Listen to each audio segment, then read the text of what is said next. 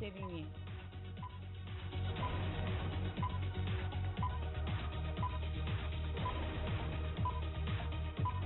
We settle for details now here on the midday news. We start off from the Kotoka International Airport, and that $150 charge for the COVID-19 testing at the airport for arriving passengers is continuing to draw public reaction.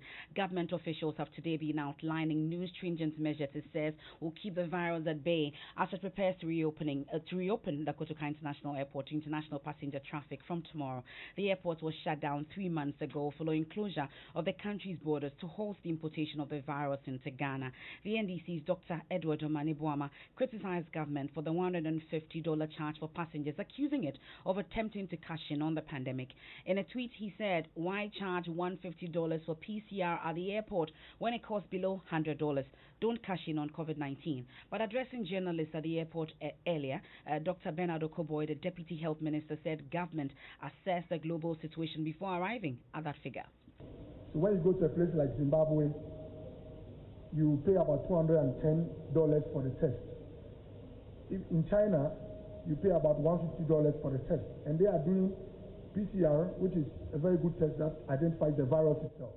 And in China, after paying $150, you have to wait for about 6 hours average before you get results. When you go to Togo here, you pay about €150, not dollars. In Benin, you are paying about €150. In fact, I just got the figures for Nigeria. You pay about $130, and not only that, you have to go to a hotel and wait for results, which can be 1 or 2 nights. So if you are paying about $100 for the night, you are spending close to $300 for just making sure that you are safe of the virus or free of the virus. Now, so with all these considerations, remember that anyone coming to Ghana must have a negative PCR test. On the average, in Europe, if you should enter a lab, not even the airport, to do a PCR test, you are looking at average €100. That's the Deputy Health Minister, Dr. Bernardo Koboy. At that press conference also, Director General of the Ghana Health Service, Dr. Patrick Kumabwaji, took journalists through the briefing in terms of the measures put in place. There's also a digitized health declaration form that people can fill. You can even complete that before you arrive. That will tell us whether your risk level. Are you sick? Have you had any situation? Where have you traveled to? So that allow the port health to be able to properly assess the risk that you are carrying. The mandatory COVID-19 test on arrival, as they mentioned, will be done. And by the time you go through and get down to the port health before you go to immigration, your results will be there for them to be able to assess you to allow in. Children under 5 will not be tested because the risk is low. Air crew, transit passengers who do not require to enter the country will not be subject to the mandatory test at the airport unless they are coming and entering Ghana before they leave. So for the person who gets down there and is positive, the port health will now take over. They will walk you through, assist you through immigration so that to prevent any further contamination. There's a holding room that will be assigned to, and then your bags will be put up. You'll be sent into, all of them will be sent to Ghana East Hospital for triaging, after which the necessary protocols, whether it's treatment, isolation, etc., will be instituted for all of them. That's the Director General of the Ghana Health Service, Dr. Patrick Kumabwaji. Now, my colleague PSC Nanaya Safo has just returned from the Kotoka International Airport. He joins me in studio with more on this. Did you get to sit in the plane? I didn't, okay, unfortunately. So that's just by the way. So what processes will arriving passengers go through? We understand the Managing Director of the Ghana Airport Company Limited, Yao Kwakwa, has been speaking about that. Run us through the process. Yes, so he outlines about 10 commandments or protocols, if you may, on what passengers are to expect or to go through when they arrive there. It includes strict enforcement, the availability of markers to ensure social distancing, provision of sanitization centers, and regular disinfection, among many others. Pets are strictly forbidden from the airport area. But even before then, no matter where you come from, it all begins with you getting fresh masks, since they believe after 6 hours or so of whatever flight you come from, you may have worn them out and they will not be unsafe. It is mandatory for any airline coming to Ghana to ensure that passengers have face masks on. But we know that some of our people will be coming from afar. If you are traveling from London, you probably travel like 6 hours. And so when you land at Kotoka Airport, and you come through the passenger boarding bridge. When you get to the edge of entering the terminal building, you give you a fresh face mask. When you enter, you go to the far end of one side of our fingers at the upper arrival, and then you queue to go through a payment center. By the way, the testing is going to be at the expense of each passenger at a cost of $150. There's no country that you can almost go through the terminal building like you used to do and still be able to get your results, and if you are negative and they help professionals deem you to be without the virus to come into the country, it's Ghana. We are the first to do so. In Germany, it takes minimum 3 hours to even get that done. And so, like His Excellency indicated yesterday, it takes a maximum of 30 minutes for a particular passenger to go through the entire process, get to Port Health, and there at Port Health, that person is told, because the results will be ready, that he is negative, and therefore he can exit the terminal building and come into the country. If you are positive, like the Honorable Minister just said before me, you go through our medical protocols in the nation, and they'll deal with you. That's the managing director of the Ghana Airport Company Limited, Yao Kwakwa. But in all this, PSA, we know that the sea and land borders remain close to human traffic. But away from this, the information minister also used the opportunity to clear up the alleged row between Ghana and Nigeria. What did he say? Yes, so he emphasized and he wanted it to be known that for out there that Nigerians are not, I repeat, Nigerians are not being targeted in Ghana. He says the law applies to you regardless of your nationality, and that if you were on the wrong side of the law, you would face punishment. Engagements have started, but at the same time, we believe it is important to set the record straight on some of the accusations, and that's why we've provided a full detail of the accusations that are made against Ghana and our responses therein. And we are optimistic that the diplomatic conversations would ensure that the facts are laid bare and that the cordial relationship between Ghana and Nigeria continues. That's the Information Minister, Akojo Oponkroma. Thank you so much. And we understand that a delegation from Nigeria is expected also into the country so that this issue between Ghana and Nigeria, an alleged row between the two countries, will be resolved amicably. This is the Midday News here on Joy 99.7 FM. Now, the coalition of aggrieved customers of collapsed 53 fund management companies is serving notice of a massive demonstration across the country in September if government refuses to include them in the bailout package for affected customers. The group, mainly customers of Gold Coast Securities, wants the Securities and Exchange Commission, SEC, to abandon what they describe as a deliberate attempt to sideline them in processes leading to the payment of their claims. SEC, in a statement, had indicated that it does not have access to data of some customers of this fund manager, but the customers say they have submitted all relevant documents. Why is Securities and Exchange Commission to hide behind the very reason why the bailout package was granted and sidelined majority of the customers, that is Gold Coast Fund Management customers, who form 82.3% of the entire customers base who are affected. The question is, then, which people are they paying? Are they going to pay gold to defeat the public?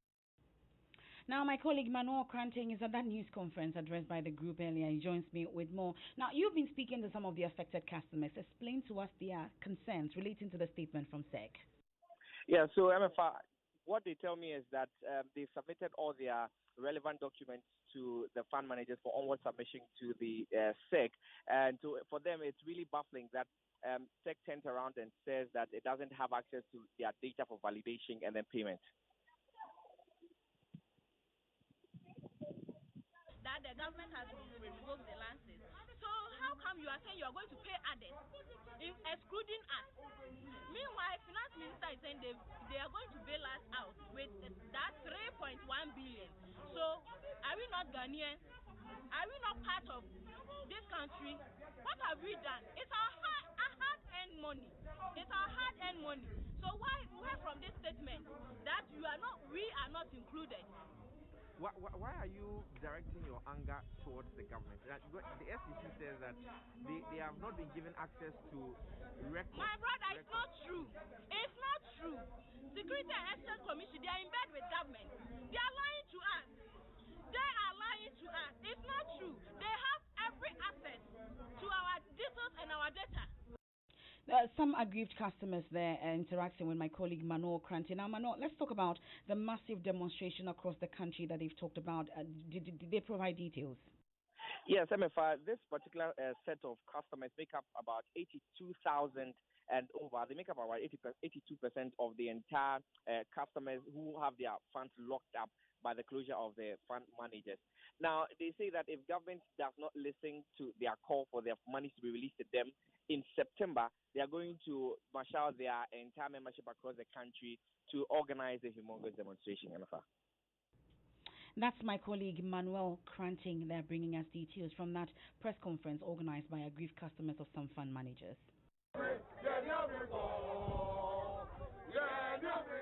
And these are sounds of some agitated workers of the Council of Scientific and Industrial Research there.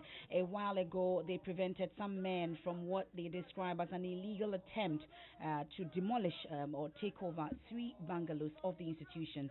The men who have been picked up by the Cantonment Police Command brought an excavator and a document from the Lands Commission to the CSIR property at Labone here in Accra to aid the demolition, but were barred by the aggrieved workers. The workers believe the private individuals have been emboldened by the government.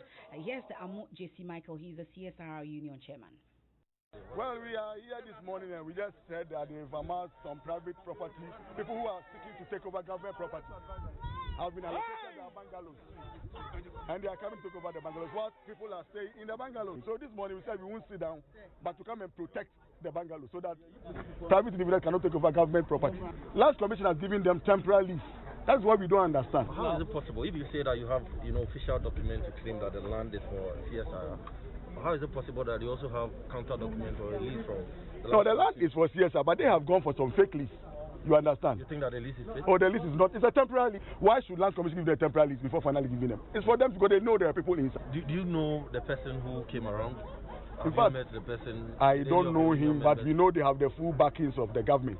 They are like quasi-government people. These are huge allegations. I know what I'm talking about because our whole premises they are taking over.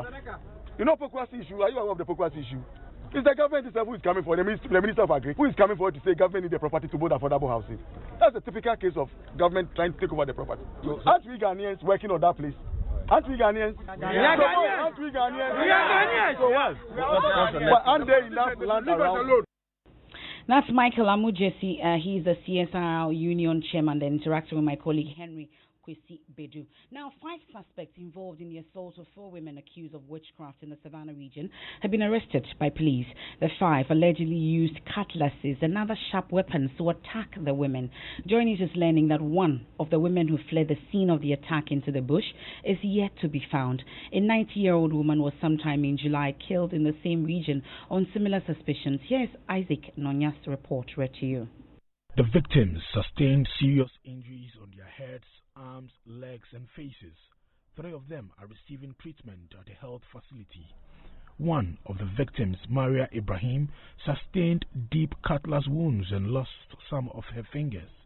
She says she was chased with machetes and other sharp weapons from a residence. Fearing for her life, she ran to seek refuge in another house, but was attacked together with her host, who attempted to intervene. Maria's brother says his sister is innocent. Butchered, slashed with cutlasses. So we are pleading with the authorities to come out as early as possible to arrest these perpetrators. In our family, we have never had such situations. Physician assistant at the West Gonja District Hospital, Thomas Asako, is part of the team treating the wounds of the 60-year-old woman. The wounds on her head were very deep. She also have some cuts on her right arm, the head. According to her, she says she knows them, she knows those young guys, but she didn't mention them to us yesterday. There are 5 suspects in police custody. Here is Acting Public Relations Officer of the Savannah region, Sergeant Ajekum Owusu, with details of the arrest. 5 people so far, and this morning we embarked on arresting the perpetrators. We've arrested the Dagomba chief of Sumpini and his linguist and 2 other accomplices for being part of those who perpetrated the crime. They actually took part They took part. Yes. The chief and linguist. And the other suspects we are looking for, they all took part. Country Director of Amnesty International, Robert Amwafo, has condemned the attack. He's calling on government to act swiftly and protect vulnerable women. When these things happen, we need action because these are symptoms of a bigger problem. That if we don't do something that is big, that sends a warning to everybody, it will continue. Isaac Nonja's report for Joy News. Now, our Savannah Regional Correspondent Isaac Nonya joins us live with more on this. Isaac, let's talk about the 4 women who were attacked on allegations of being witches. What's their current situation? Well, I think the only person who's still battling for her life is Madam Maria Ibrahim. The other 3 we are told are stable. Like this morning, we're there. And they were being moved to the general female ward. But Madam Maria Ibrahim is still at the emergency ward, being monitored by doctors of the facility. But on what basis did these people attack them? Why did they say they are witches? No, usually such a thing like kafaba is always triggered by one person, an individual. The female resident, who by name Fatima, triggered the whole thing, and it was through her pronouncement or that led to the youth in the area taking action by chasing the 4 women. Now, if she didn't mention their names, the youth actually didn't know, according to them, didn't know that these women were alleged to have star powers, and when their names were mentioned, they went sued and persuaded them to their houses and bringing them out to mitigate what they call instant justice. Okay, so let's talk about the missing woman briefly and then also the 5 suspects. What's the situation or the latest on this missing woman, do we know? The police said they have dispatched both plain and uniformed men to the ground as part of their quest to arrest the 6 suspects who are on the ground. They are also searching to able to trace to the whereabouts of the other victim who escaped. We are told last night they went as far as Yapi, about 5 kilometers away from the suburbs of the area, and they are still searching for this particular woman. That's Isaac Nonya is our Savannah Regional Correspondent. On that barbaric and archaic note, let's get some education, because the Association of Private Schools in Ghana has described as unfortunate and disappointing government's decision to suspend academic activities until January 2021. This comes on the back of President Akufo-Addo's announcement on resumption of schools, which will see students in JHS2 and SHS2 students returning to school in October. However, those from kindergarten to JHS1 will be going back to school in 2021. SHS2 and JHS2 students to return to school from 5th October to 14th December 2020. JHS2 students will be given 1 hot meal a day. The Ghana Education Service has decided to postpone the remainder of the academic year for all nursery, kindergarten, primary, JHS1 and SHS1 students. The next academic year will resume in January 2021. Well, some parents have been reacting to these announcements. Most of them who spoke to Joy News welcomed it. Maybe the children cannot take care of themselves, like kindergarten to P6. Some of them cannot take care of themselves. So the only thing they can do, they should stay at home till everything pass over, then they'll continue. It will be good for our children because of the coronavirus. Because of yareninti. Say, nkola normal so din. Omunim social distancing. Really, I mean, concerning our education in terms of the COVID-19, I think what the president said is laudable because the children are young and then the rate is reducing bit by bit. But we can hear from the president of the Association of Private Schools, Dr. Damasos Turosong. He doesn't agree with government. He says the development is very disappointing. I think that we are really very disappointed at government's decision that schools should reopen in fall in January 2021. Okay. Earlier on, we had indicated our readiness to resume full academic work by 15th September.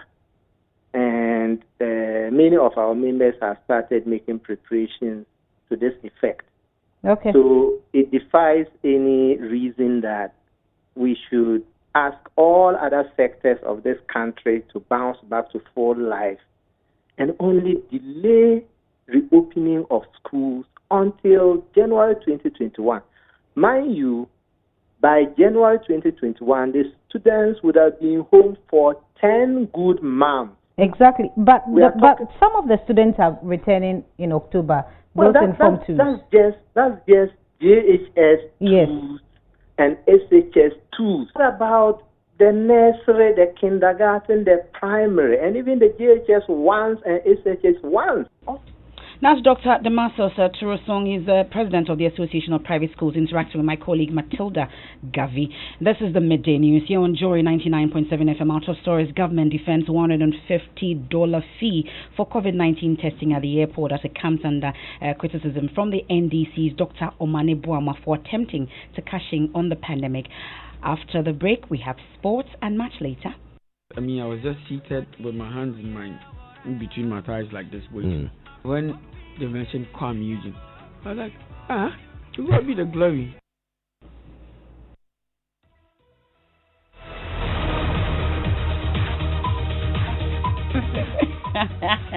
Let's do sports now. And then for Kumasi Asante Kotoko are celebrating 85 years today. The Porcupine Warriors have been a dominant force locally, and although continental glory has eluded them for over a decade, they were still named by the International Federation for Football History as Africa's Club of the Century. Midfielder Michael Akofo spent 6 seasons at Kotoko and tells Joy Sport what it's like to wear the famous red jersey.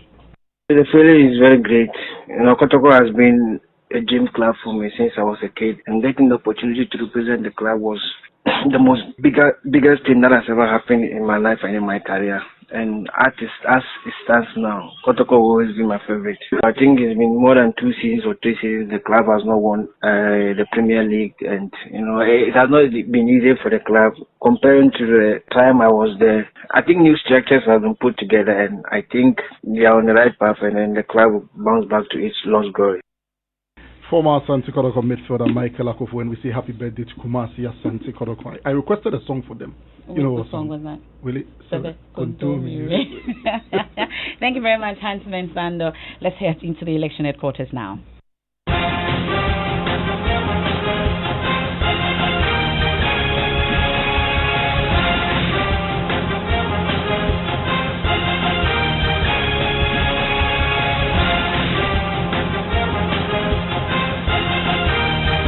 And with less than 100 days to the December polls, the political heat is rising in spite of the COVID-19 pandemic. And as you know, your election headquarters has been bringing you all the details regarding political activities. Election Brief, one of our flagship political shows on Joy News, has been revamped, and host of the show, Araba Kumsin, joins us in the studio with details. Good to see you, Araba. But what more are we going to expect on today's edition of Election Brief? So, Emefa, we're introducing a segment that we're calling the People's Voice.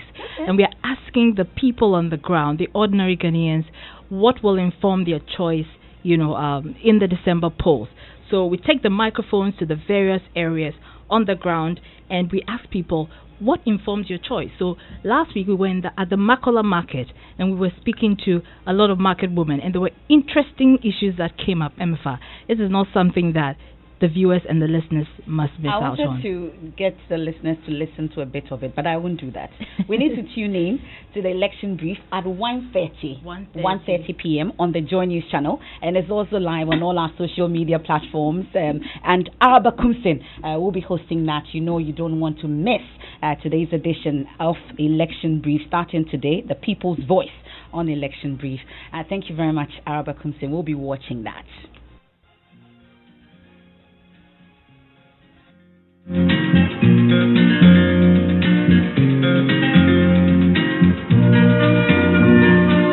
And of course, that's the signature tune for the much-anticipated National Science and Maths Quiz. And this year, 135 senior high schools will battle it out for the opportunity to be called the champions. But for the first time since the inception of the television quiz competition, there will be no live studio audience due to COVID-19 pandemic. Organizers say they will put all safety measures in place to curb a possible spread as the competitors or the competition resumes next week. Here's Managing Director of Primetime Limited, Nanekia Ankumasari. This year is going to be a little, very different in many ways. For example, we are going to be doing the prelims in the regions instead of everybody coming down to Accra. We want to be able to reduce the number of people coming into camp and the length of stay in camp. All of these are ways of that we're trying to use to cut down on the opportunities for infection or interaction with the participants. Okay. We want to cut down on the number of days. And so we're testing everybody in camp. Okay. Everybody in camp, crew, contestants, teachers, everybody is going to be tested. We are going to be disinfecting all the working spaces after each contest. We're going to be disinfecting the halls after the day's competition. We are not allowing live studio audience. And of course, in partnership with Joy News and the Multimedia Group, we're bringing you everything you need to know about this year's NSMQ. Now, residents of the Upper West regional town of Furo, a town previously notorious for cases of the guinea worm disease, say a new water source provided them by Promasido Ghana Limited will save lives. Here's Justice Bedu's report. We do OPV services, and we also do the community services. That's run outreach.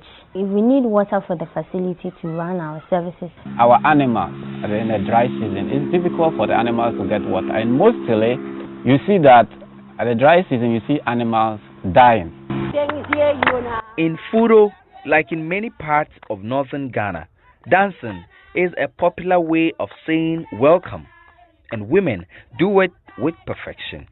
Today, their song literally says thank you for the gift of water. When we had the information that Cowbell was coming to drill a borehole for us, we were really happy. Even if house A is supposed to come and fetch water and put in the container, you don't come, we ourselves can fetch the water and bring it. We have water now just by the health facility, and this is adding to the 10 borehole we have in the community. I will say thank you to Cowbell and God bless them so much. We are continually thankful to Promasido Ghana Limited. And of course, what a weekend it was. And it was big for Kwame Eugene. But you have a wrap for us. Yes, we do have a wrap for you. But Kwame was on the Super Morning Show this morning talking about the awards, the experience, and what the awards meant to him. Yeah, so let's listen to Kwame Eugene. It was mind-blowing. It was mind-blowing because, I was just seated with my hands in between my thighs like this, waiting. So when the names were mentioned, and I believe every single person in that category had actually worked hard. Yeah. And as soon as you find yourself in a category, to me, I feel you're a winner. Everybody was a winner for me. So I was just sitting there with my hands in my thighs, in between my thighs like this, just waiting. And when they mentioned Kwame Eugene, I was like, it will be the glory. Yeah, so I had to go for it in good faith, and it's a big deal. It puts me on a higher ground. It proves to the rest of Africa that this is the guy that emerged from Fadama, and now he's Artist of the Year of the whole nation. So it means a lot to me. God being so good, I'm yet to release my Son of Africa album. Congratulations to all the winners. Was he hungry when he was writing that song? No. Opening gates. Good timing on that song. Yeah, and the gates are open. We're traveling. Thank you very much, Becky. And on our Arrive Alive tip for today, on longer road trips, you are bound to get tired. Whenever you're feeling drained, it's better to stop and take a break. That's how you arrive alive. Arrive Alive is brought to you in partnership with Toyota Ghana and Bedrock Insurance. This morning is when you log on to myjoyonline.com. I'll be right back with Living Words.